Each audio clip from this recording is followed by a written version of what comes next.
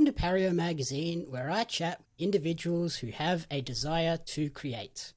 Today, I am joined by a host of the Pop Culturalists. This person is a gamer and podcaster who uses this passion to help kids with learning difficulties and mental health conditions. Welcome to Pario Magazine, Ryan Betson. Thanks for having me, man. I appreciate it. So we're here today to chat about your journey through sort of the world of gaming, but with a particular focus on how you use that passion to help younger kids.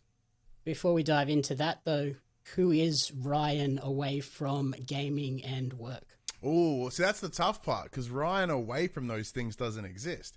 So I'll give you the pitch. So I'm Ryan Betson. Tell me myself. I'm a father. I'm 33 years old. I'll talk about my day job shortly, but I have been in the content creation space or games media for the better part of the last 9 years with my channel, as you mentioned, the Pop Culturists. Our main flagship is our weekly PlayStation podcast called For the Players, the Pop C PlayStation podcast. We are one of the top 3 PlayStation podcasts made in the country. It's easy to say because there's only 3 of us, and I know them all personally. So I don't know where I sit in those top 3, but there's that. Alongside that, I am also a massive wrestling fan, so much so that I actually work for 4 independent wrestling promotions here in Victoria. But very busy. But yeah, in terms of my day job, as you said, I'll give you the pitch. So I along myself and a mate of mine, Paris Conti, together we created a program called genU Gamer. So genU is the overarching company that we work for, and Gamer is the name of our department. Where we the spiel that I give is genU Gamer is a series of programs that use gaming hobbies as the universal language to assist individuals that are neurodiverse, that are on the autism spectrum, or have mental health challenges, help understand themselves and the world around them. In short, what we do is we use the things that our clients love to help them get where they want to be, whether that be gain skills in socialization, interpersonal skills, just find a community to be part of, break isolation, whatever it is they're looking for. We use gaming as the tool to help them find it. Okay, I love that sort of idea of using the things that they're already interested in to then sort of subtly help them with problems that they're having. It is. No, it's the greatest trick we could ever have pulled, right? Like, it's, most individuals, especially youth and young adults, they don't want to get involved in youth services, right? Because normally they're run by suits, they don't get it, and it's just kind of that rack 'em, stack 'em approach. But with us, when the trick is that, they come in, it's about gaming. Like, wait, you can just say, I can come and play games, whether it be like console games or tabletop role-playing games, mini painting, content creation, something we offer as well, board games. You're like, wait, I can do all those things and still meet my goals and grow as a person. Like, yes, you can. Yeah, it's kind of like the parent hiding the fruits and vegetables inside like lasagna. It or is. Something. It's skills building hidden within gaming. It's very. We certainly weren't the first. And we're not breaking new ground. How we use it is very different compared to other spaces out there. But yeah, it does feel like the greatest trick the devil ever pulled, sort of thing. It's kind of great.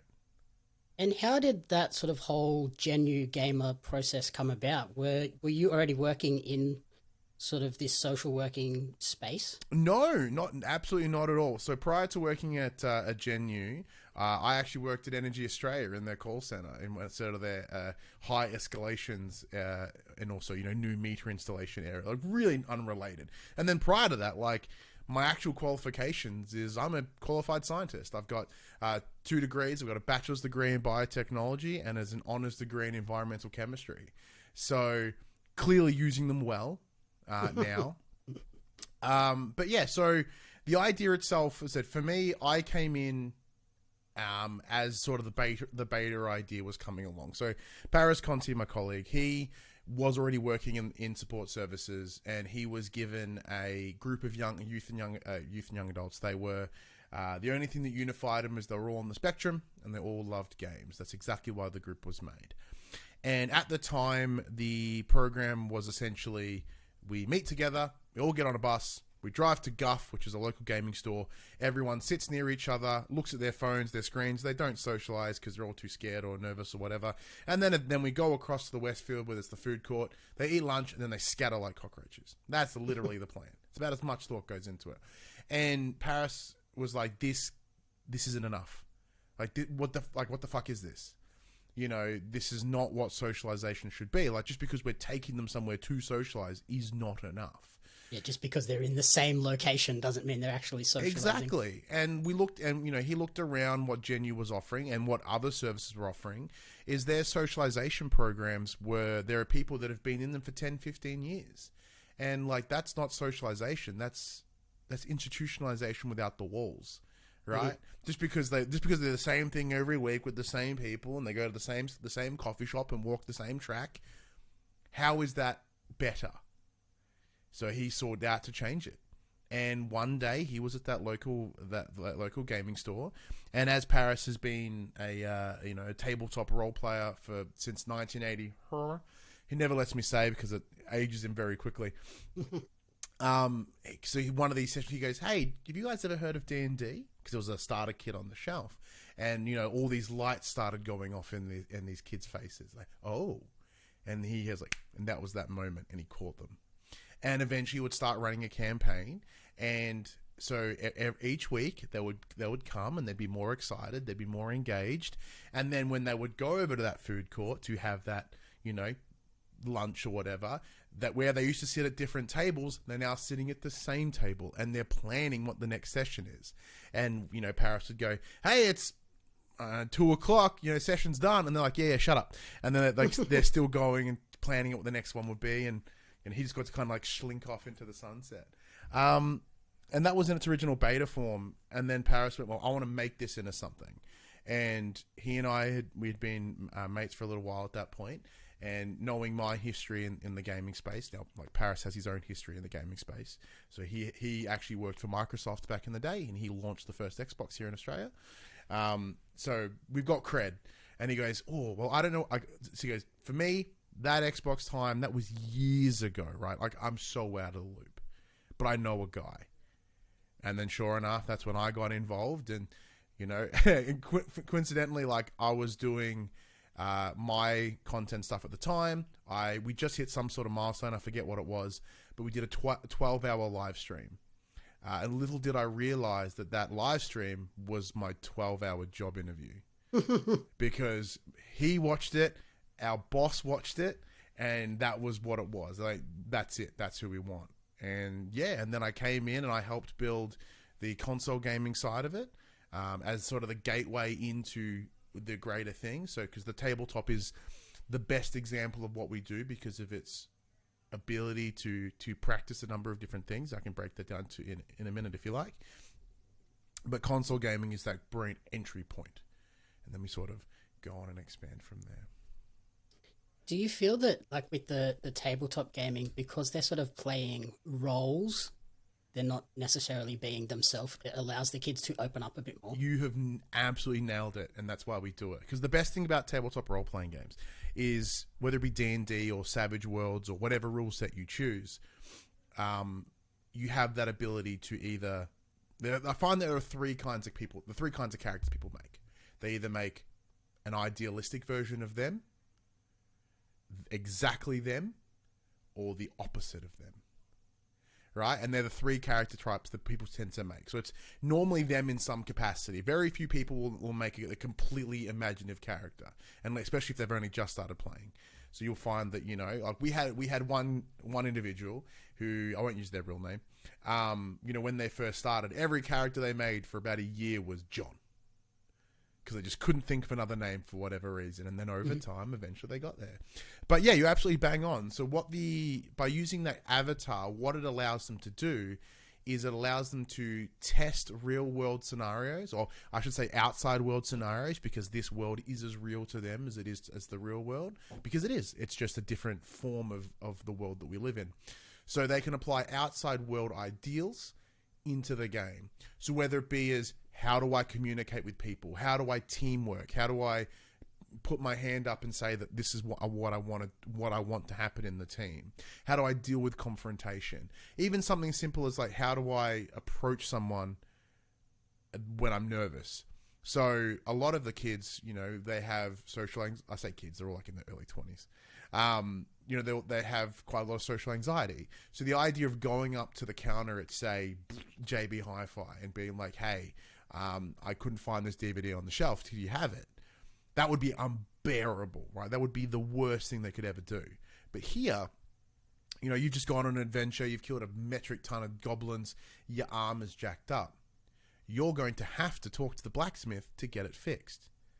So in that, they can practice that scenario. They can go, well, this, you know, if they bumble it up, who cares? Because it's not real.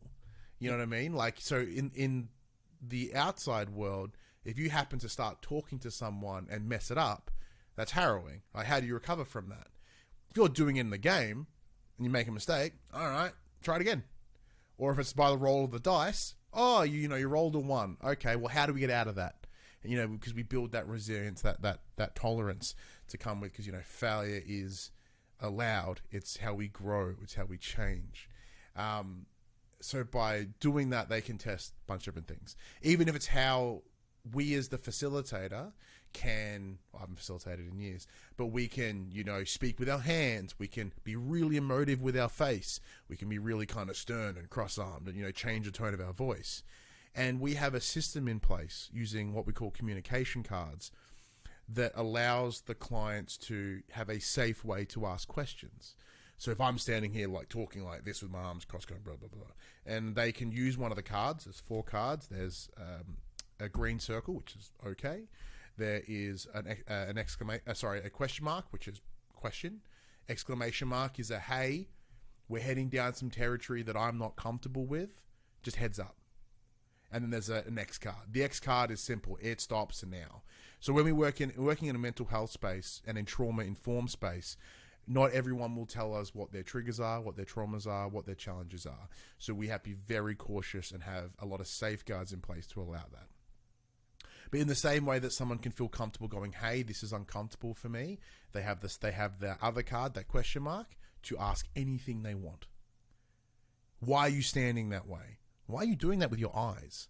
Mm-hmm. You know, all those little things that under standard social circumstances, you can't ask because that would be weird. Yeah.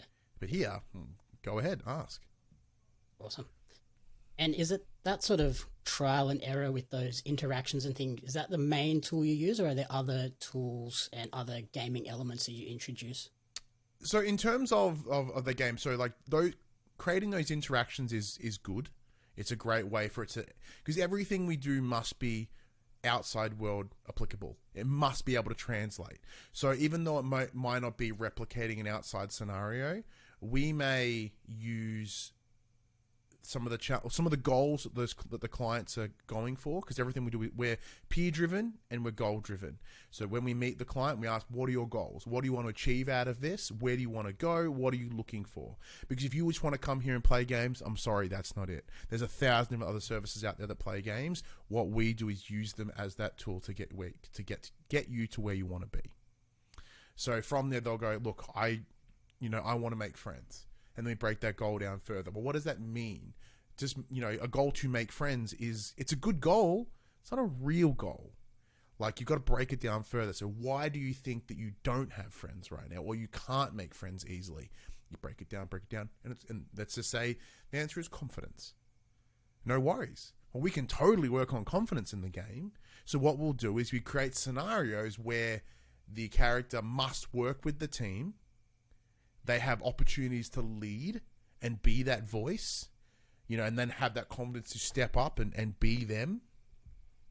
Things like that, where someone's like, I want to learn how to teamwork better because with my ADHD, I tend to jump in and I cut in, and I understand that has a negative impact on my social circumstances. All right. So then we create a scenario that it'd be a puzzle.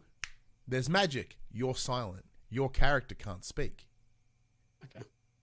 So then they have to go, oh shit, well, how would I handle this situation if I can't speak? They themselves can speak. Go ahead. But that character cannot. Okay. So they have to process, how would I do that in that scenario? Because it's one of those things, like I'm neurodiverse myself. I'm full of ADHD, in case you haven't told by my rapid speech and hand movement. It's right at the end of my days. My Ritalin wore out like an hour ago. So for me, like, we know, like, we're not dumb. We know our brains are different. You know, it's one of those things. They are chemically different. They are built different. They are wired different. And it's one of those things that we may never change it, because this is who we are, but we can learn to better integrate with those around us. It's not about being normal, because there's no such thing, but it's about finding ways to best adapt to the scenarios around you.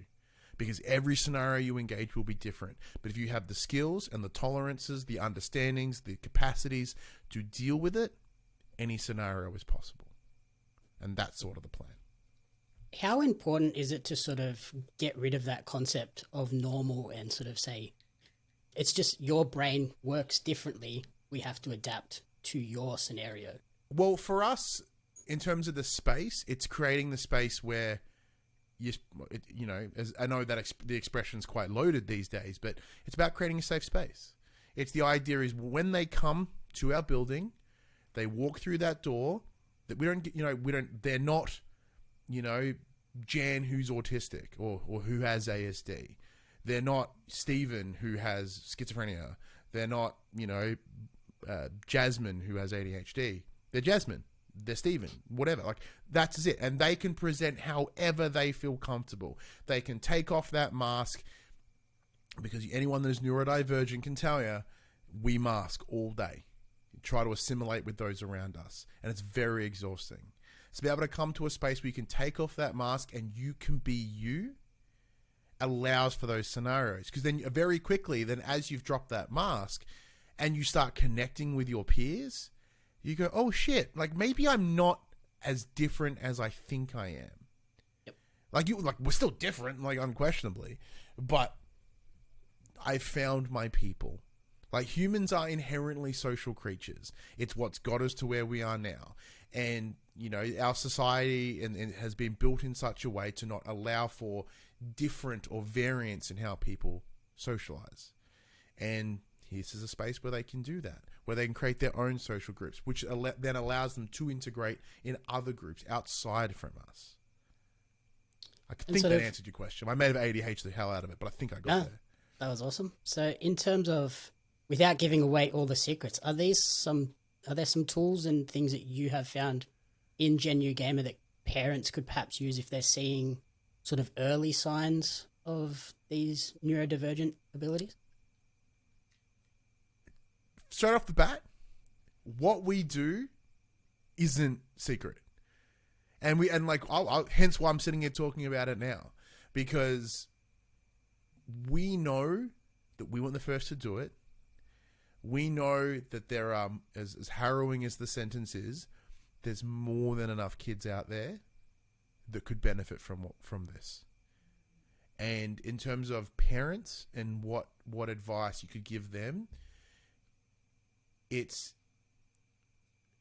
when a child, when a young adult, whomever, connects to a world and like, oh, they spend so much time gaming.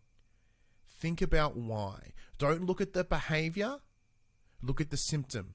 What is it that they are looking for? Because everything that we do is communication, right? You know, there's that whole sort of psychology of it all. Everything we do is some form of communication. So think about it. Like, okay, well, they play, you know, an incredible amount of whatever. Pick something. Yeah, Fortnite, Destiny. Fortnite's the answer. All right, cool. They play a metric ton of Fortnite. My kid's addicted. Hey, they could be. But gaming addiction in its complete defined by the DSM-5 or whatever level is a lot. And I guarantee you they're not there. But think about why they engaged in that place. Because let's think about it. The outside world, utter grey. Very few black and whites. But what is a game built on? Black and whites. What does Fortnite allow? It allows a game that is about skill and achievement. And if they feel that they aren't that skilled or they don't achieve much in the outside world, they have a space where they win all the time. And the rules are simple in that I have the exact same rule set that you do, Jamie. If you and I were playing Fortnite right now, I wouldn't, because it's not for me, and I don't know about you. No. But like, you and I have the exact same rule set. The frameworks that we work within are exactly the same. Even if you kick my ass 99% of the time, I know that you're not cheating, presumably, and that we have the exact same rule book to work from. It's like my inability to process something or understand something doesn't impact me because you and I have the same. Like we're equals in that moment. So that's why kids would do it, because kids like, oh, all they do is talk to their friends online. Yeah, you understand that's good, right? Mm-hmm. Or would you rather them not talk to anyone? Yeah, they're like, just sitting in their room by themselves. Exactly. Oh, my kid's not social. All he does is play games and he talks to their friends. I'm like, there's your answer. They talk to their friends. Engage it. And in terms of what advice you'd give a parent is, like, I know it's hard because obviously, things are different now. Parents are now more known to when it comes to pop culture, etc. But have a vested interest, or try, or empower the kid to teach you. One of the greatest things we ever do is when a kid comes in and they say, oh, I love this. I'm like, I don't know what that is. Tell me about it. And they go, what? I'm like, yeah, don't tell me about it. Because in that moment, they go, wait, hang on, I get to dictate the... okay. And if you know anything about kids that are on the spectrum, and that's like, that's a hyper focus in that one topic that they know to no end. If they love something, they really love something. They do. And like, because, it's one of those things, and passion is something that we all should have. Like, if being a nerd is anything, it's being unreasonably passionate about something. And passion is an incredibly desirable trait. It's just like, yeah, they care for something so much that it is that heavy in their life. Like, I don't have the PlayStation symbols tattooed on my arm for no reason, right? Gaming is a massive part of who I am and what I use to cope and understand and do whatever, in my time. Hence why, when the opportunity came to use it as a platform to help and to, actually, I should say assist, because we don't help, we assist. All these kids have it within them. We just got to give them the opportunity to get it out. Yeah, I think that idea of passion, that's pretty much what this whole magazine is built on, people having a passion. And even like the top tier professional musicians or actors and things that I've spoken to, they might not be autistic or anything, but they are hyper focused on their particular field and passion, and it consumes their life. So for a kid to be hyper focused on Fortnite or a random game, yeah, that can be a good thing. You just need to make sure they're still getting the things outside their life done. Absolutely. Like school and all that. Exactly. And like, by using that love for something, you can use that as that tool for social discovery. So if you come into a space and like, oh, I really love this anime. Like, I don't know what that is, but I'm pretty sure like Paul loves that. Hey, Paul, do you love that? Oh, cool. And then suddenly two kids connect in one moment. And then they thought they had this weird passion that no one else cared about. Nah, there is someone here. And, with the range of staff that we have, many of them are neurodiverse themselves. Many of them are part of the LGBTQIA plus community as well. We're all gamers. We all have different hobbies. So like, they will always find a staff member that understands what you care about. Not that we're there to connect, like we're there to assist our clients, but like, we're facilitators and we're not there to drive the conversation. But having someone in the space that gets you is very important. What are some of the outcomes that you've witnessed that have sort of really brought you the most joy? Oh, you want feel-good stories? Oh, I can load you some feel-good stories. Okay, let's go. First one, and it's a very recent one. So we had an individual that came to us who had a physical disability, and as a result, they have never been able to play a game. But they had desperately wanted to. So we organized and purchased an Xbox adaptive controller. Mm-hmm. We brought it on site. And, hey, dude, come check it out. And for the first time ever in this, I think the kid was like 14. In his 14 years on this planet, he was able to play a game with people. He cried, his mum cried, the facilitator cried, I wasn't there, but when I got the phone call the next day, I cried too. And it's things like that, because in that moment, he got to achieve something he never thought he could, and also got to share it with people too. Because the beauty of the adaptive control is you can jerry-rig it however you want. So he was able to like put different plugs and things and buttons and triggers, and next thing you know, he's able to like drive in Forza. He's able to get into Killer Instinct or play Halo. Like there's a bunch of things that like he was able to do that just never mean a thing to him. Another one is we had an individual that came to us and we were told that they were nonverbal. They had never and they would never speak. And this is when Paris and I first started. And Paris and I are very chatty.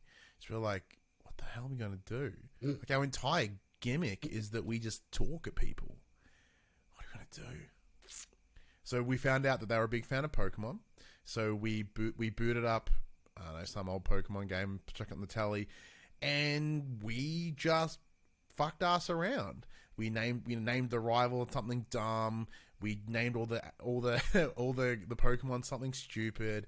And bit by even throughout that first session, what became someone sitting very still, kind of body language very closed off, like slowly bit by bit they opened up. They would look up, and then what became a look became a little smirk, became a smile, became a laugh, and pardon me, bit by bit, it grew into a noise, like a sound, a noise of acknowledgement or discomfort, which then became a word, which then became a couple of words, which then became a sentence, and then they still don't converse as much as I am right now, but they're getting better.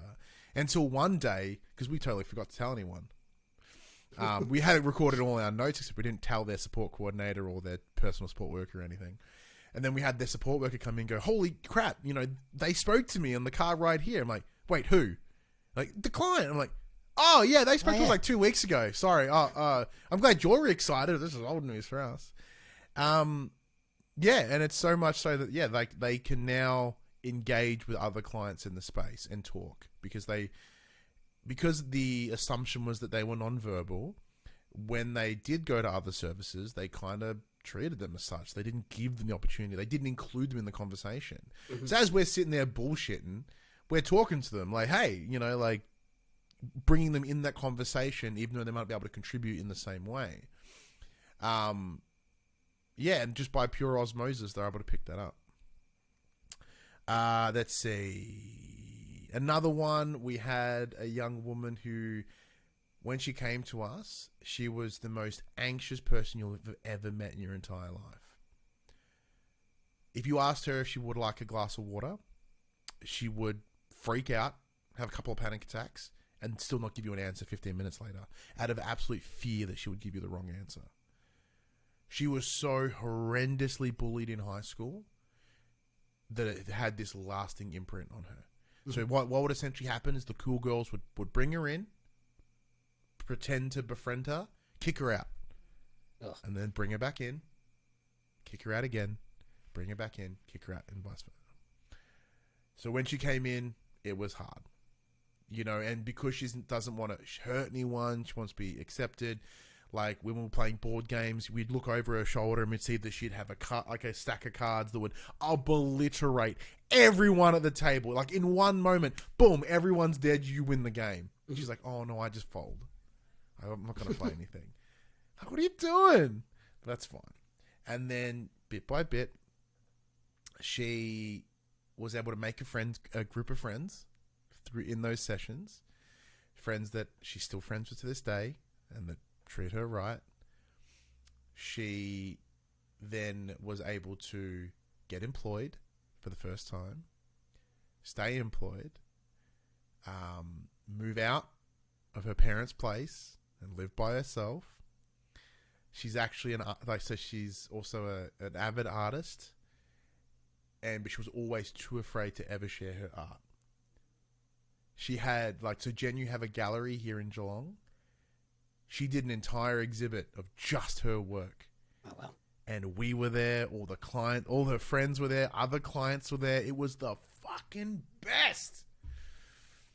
And so she's actually another great example. So one of the things that we have done, obviously prior to COVID, now post-COVID, is we go to PAX at the end of the year as a group.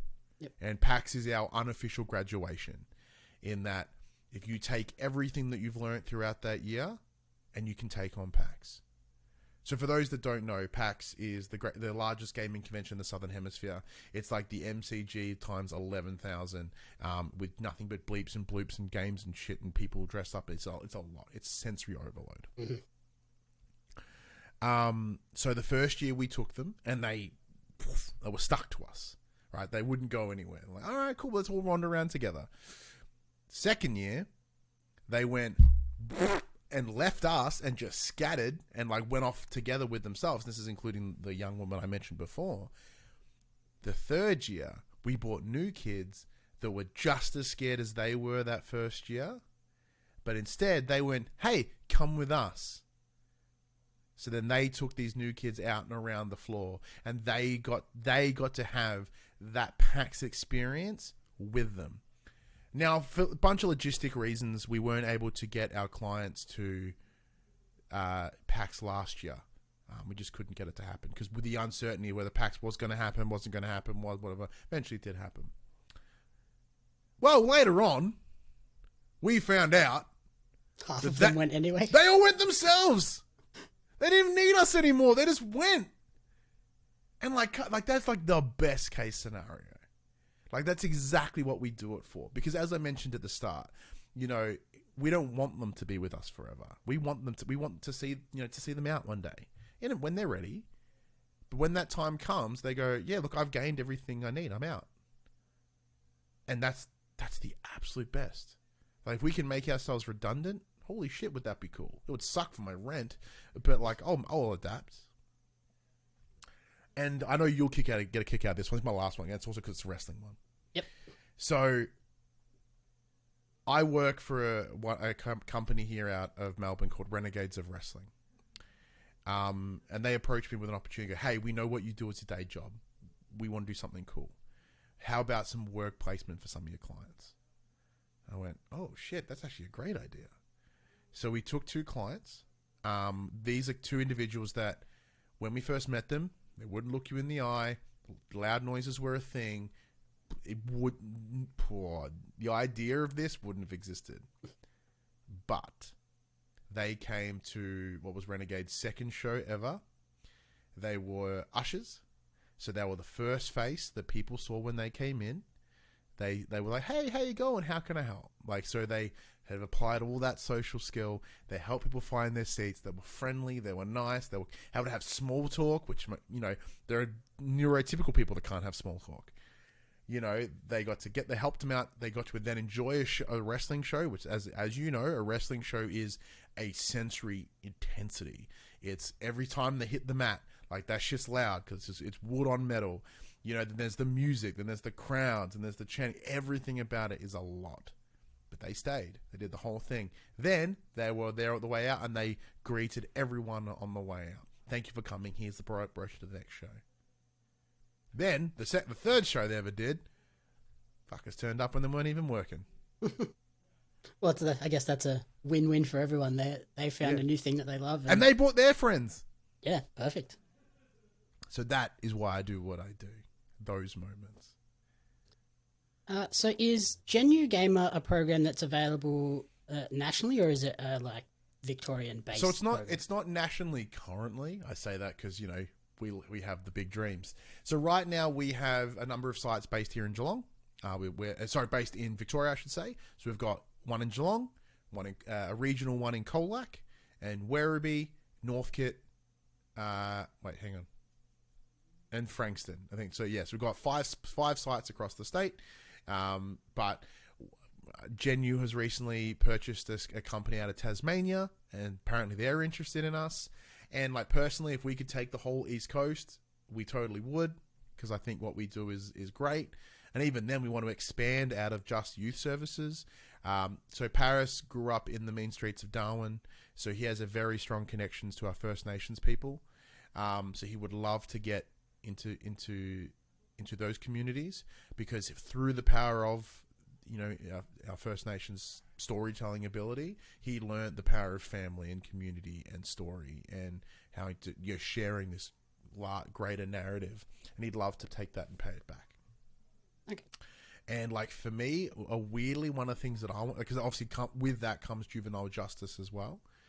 So if we can use these games as ways for them to practice these scenarios that prevent them from getting into trouble, because they're able to test it out here, would be great. I personally would like to get into aged care, because even though there's these individuals where their body may have given up on them and they can't go on adventures anymore, doesn't mean their brain can't. Mm-hmm. So that would be, and also I'm preparing for myself when I get old and I'm in a home, selfishly. Yep. Set it up so it's already in place by the time we end up there.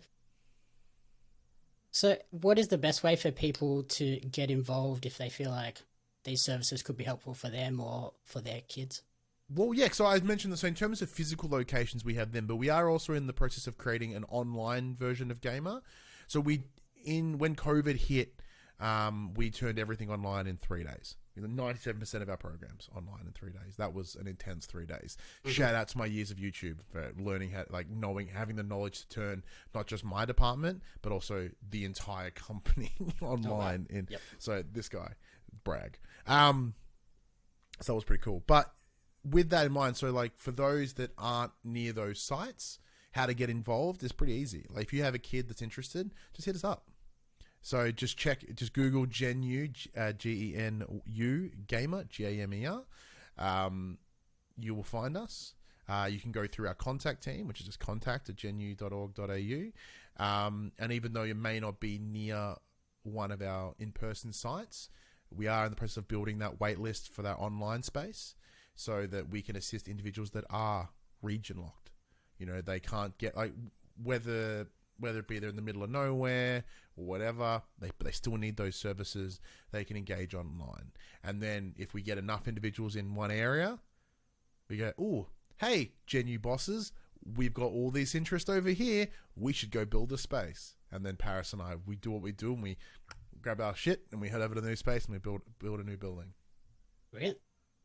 And then on the personal front, have your experiences with Gamer sort of fed back into the pop culturalists and your content creation? It hasn't come into the same way. So I've been able to use a lot of Pop C in the job in terms of because I had used it to create a content creation group, because obviously with the influx of kids wanting to be streamers and content creators, etc., I was like, well, we can leverage that, not in a gross way, but as in we can create, for many of them, they'd be too scared to make their own platform. Mm-hmm. All right, well, come do it with us. So we have all the gear, you have everything you need, and without even realizing, they're going to learn grooming, as in terms of how to make themselves look, good for camera. Now, granted, I look like shit today because I just came out. You messaged me like, hey, you ready to go? I'm like, I just got home from the gym. I'm so sorry. So I look like garbage. But, even then how to speak, how to, edit, how to write a script, how to do video production, audio production, all these little extras that you don't realize are actually hard skills. But in terms of personally, even outside of my side hustle, so I was diagnosed with ADHD in January of 2022 at the age of 32. I wouldn't have sought that diagnosis if it wasn't for my clients. Because when it was brought to my attention, not by them, that this might be the path I'm on, I had a look around and I wondered, and I spoke to them. As I was doing the assessment period, I consulted with them. I said, hey, you have ADHD. How is it for you? And that was great because they got to have their, even though our diagnosis never defines us, but it helps us. It helps us understand ourselves and how others can understand us. They got to have a moment where they go, oh, wait, it's not a bad thing. No, not at all. It's a badge of honor, dude. Tell me about it. Because I'm looking for it. And then when I got that diagnosis and I got my result back and it was 97% chance of ADHD with a 3% margin of error, because they apparently can't give me 100%, I was able to go to them and thank them and like, you have changed my life. In the same way that, you know, my staff and the platform that we've helped create may help them change their lives. They did the same for me, and that is better than that is more than anything that I could ask for. That's fantastic. Yeah, I guess when you're around it and seeing it all, you're like, "Oh, hang on, I do that." Yeah, that was pretty much where it was. I was like, "Ooh, hang on, this is making a lot of sense." And yeah, I'm not lying.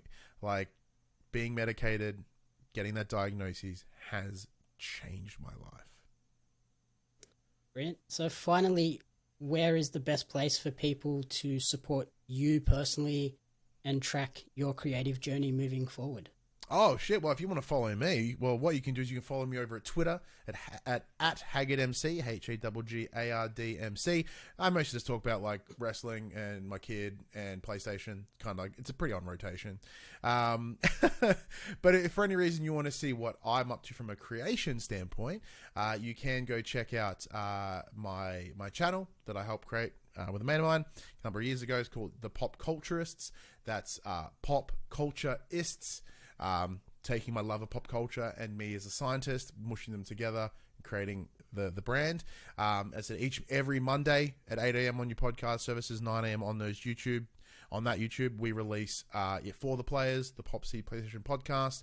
The best way to explain it, it's the late show of PlayStation podcasts. It's silly, it's lighthearted, it's very personality driven, but it's backed up by people that know what they're doing, know what they're talking about. Like, we haven't been doing it for like nearly 300 episodes by accident. Like, we've been in and around the biz for a while. We're very lucky. We've been able to get involved in a lot of ways. Additionally, I did have a wrestling show called The Young and the Wrestlers, which hopefully is coming back soon. We have new ways of wanting to, like any good wrestler, you know, you never really retire. There's always a comeback. So we're working on a new comeback for that. But if you happen to be around the local independent wrestling scene, you can see me at Renegades of Wrestling, running around doing my producery things, making sure all the spots go well. You can also see me at Deathmatch Down Under behind the sound booth, as well as Anarchy Pro Wrestling, and sometimes at MXW. Brilliant. That's what I Alrighty. do. Thank you so much for chatting with me, and good luck with everything. And guess we'll potentially see genU Gamer all up the East Coast at some point. Yeah, fingers crossed. Well, thank you for having me on here, man. Like, very rarely do I ever consider myself like impressive enough to have a conversation like this. But thank you. It means a lot. It really, really does. My pleasure. And yes, hopefully genU takes, at least Gamer takes over as much as we can. Pretty cool.